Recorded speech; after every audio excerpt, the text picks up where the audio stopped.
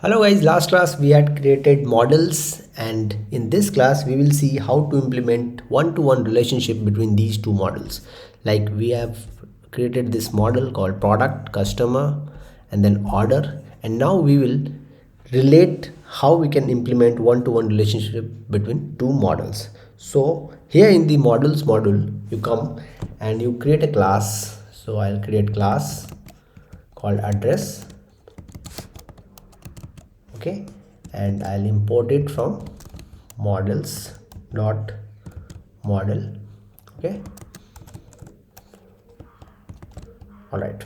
Now here we will assume that a customer can have one and only one address, and every address which is available belongs to one and only one customer. That means we are having a one-to-one relationship. So I'll write one-to-one, okay, one-to-one relationship. All right. So here we have assumed that, considering that in mind, we will create the address class and we will create the field. Now an address would have a street. So I'll write street, and it will be models dot char field, okay, and I'll give max length as 255. All right, and same way I'll replicate this, and instead of street I'll write city. All right, same city will also have maximum 255 max length. All right, now in a database, guys, if you see, a database relationship has two ends. One is parent and another one is child. Okay, so the parent should exist before the child. So over here, between the address and the customer, which one is parent and which one is child? You tell me. Is it the address which is the parent, or is it customer which is the parent? It is the customer which is the parent. All right, so we need to specify that parent class in the child class over here. So now I'll specify the parent class in the child class. So I'll write customer equals to models dot one-to-one field, because I am representing one-to-one relationship over here. Okay, and then the first thing which you see over here is a type of models. Type of model is nothing but our customer, and then on delete I'll tell you what it is. So I'll write customer, which we are having, followed by on delete. So on delete equals to, I'll set it as models dot cascade. Okay, models dot cascade. What it means? It means that whenever you delete any child, or sorry, whenever you delete any parent, like if you delete the parent class, the associated child will also get deleted. That means if I delete a customer over here, the associated address of that customer will also get deleted. There is another option also. You can keep it as default. You can set it as default. You can set it as protect. In case of protect, what will happen? You cannot delete a parent class without deleting the child class. So all these things we will see in the subsequent classes. Don't worry about it. So we'll come to it, but for now it is cascade. Cascade means if you delete the parent, the associated child will also get deleted. That's all. Okay, then the last one is, you have primary key. Okay, so I'll write primary key equals to true. Why primary key is equal to true? In the last class we had seen that if you don't specify this, Django will automatically create the IDs. So what will happen? Django will create the IDs of all the addresses, and then it will link it to the customer. That means the customer will have one-to-many relationship over here, but we don't want that. So we had set primary key equals to true. That means I am telling Django that do not create a multiple things. All right, so that is exactly it means. Now you would be wondering that whether I should define a reverse class relationship in the customer class also. What I mean to tell is that whether I should define this address class in the customer class over here. No, we don't need to do that, because Django will automatically do it for ourselves. Okay, so this was all about the one-to-one relationship. Now what about one-to-many relationship? So in case of one-to-many relationship, how we can implement that thing. Okay, there's two things are there. First thing is that instead of one-to-one field, you have to put foreign key. So foreign key, by keeping foreign key, it means we are telling Django that customer is a foreign key in this table. So it is a one-to-many relationship. And second thing is that since it is one-to-many relationship, we will remove this primary key equals to true. Otherwise Django will not create the ID for each addresses. That's it. And this is how we implement one-to-many relationship, guys.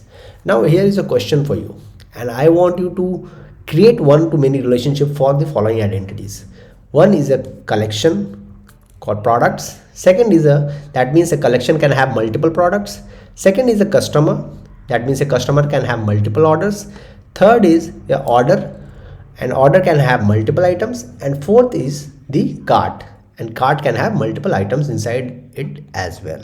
All right, so you do it and come back to me after some time and see my solution how it can be done. All right, so here is the solution. So first thing is collection and product. So over here collection is a parent class and product is a child class, and I have written the parent class above the product class because I want to reference this parent class inside this child class. So this one is the child class, that is product.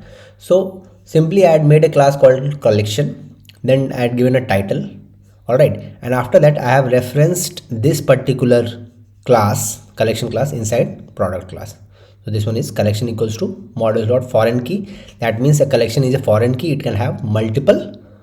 Basically I am telling that a collection can have multiple products, and here I have passed this model, that is collection. And on delete equals to models dot product. That means even if by chance if I delete the collection by mistake, the products inside the collection will not get deleted. That is why this product is used. All right, so this is all about the collection and the products.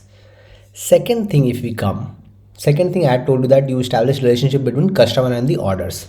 So here is a customer class and here is a order class.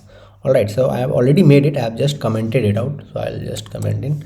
All right, now I'll here the between the order and the customer is a parent class, so I have to reference that parent class inside this order class, that is child class.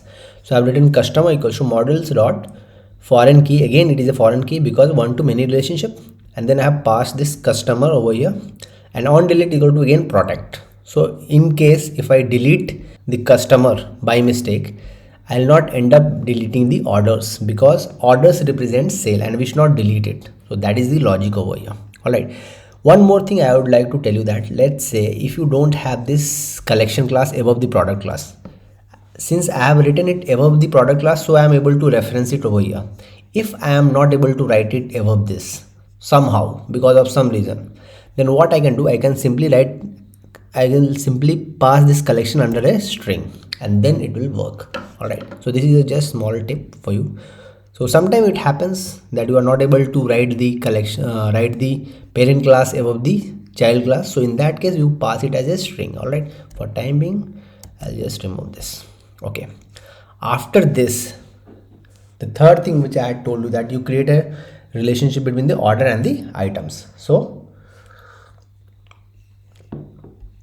you have an order over here and I have created a class called order item. All right, so I'll just remove the comments. Okay, so I have created an order item class wherein I had given a field called order, which is model dot foreign key again, and on delete equals to model dot protect, because in case by somehow we delete the order, we should not delete the ordered item, whatever item has been ordered, so that should not be happening. Similarly, the product is again a foreign key, product is used over here, so in case if we delete the products somehow, we should not delete it from the ordered item. That is what it meant. Similarly, the quantity, and quantity should be a positive integer, that is why this will prevent the user to enter the negative integer. Okay, and unit price equal to models dot decimal field and max digit 6, decimal places 2. So basically, if you see that a product is also having this product class is also having price, then why I am keeping the price over here, order item? Basically, I have kept the price over here because the price of the product keeps on changing. So this price should be considered at the time when the user has ordered the item. So that price should be taken care of instead of the price of the product. Price of product may be 100 rupees, and maybe after some days some discount happens and its price goes down to 90. So at that particular point of time, this 90 value should be taken by the order item. So that is why unit price has been taken over here. Similarly, you have, I told you to relate cart and cart items. So for cart and cart items, I had made two class. Okay, that is, first one is cart, wherein I had given a field called created at, is models or date time field. Here auto now add equals to true, so Django will automatically populate the time and date at which the order has been created. Similarly, we have cart items. So cart, I have given a foreign key again, on delete equals to cascade. So in case, cascade means, I told you in the beginning that in case if parents are deleted, then child should also get deleted. So that is why. So if cart items are deleted, basically if cart is deleted, then item should also get deleted over here. So that is why we have kept this cascade. Similarly, products. So if products get deleted from the cart, the if cart item gets deleted somehow, then product should also get deleted from the cart item. All right, and then quantity should be a positive, basically, because quantity cannot be in negatives. So that is why I have kept models dot positive small integer field. So this was all about the solutions to the problem which I had given you. So guys, next class we will see many to many relationship and how we can establish many to many relationship between two items. That we'll be seeing in the next class. So thank you so much for watching me, guys, and I'll see you in the next one. Till the time, you take care.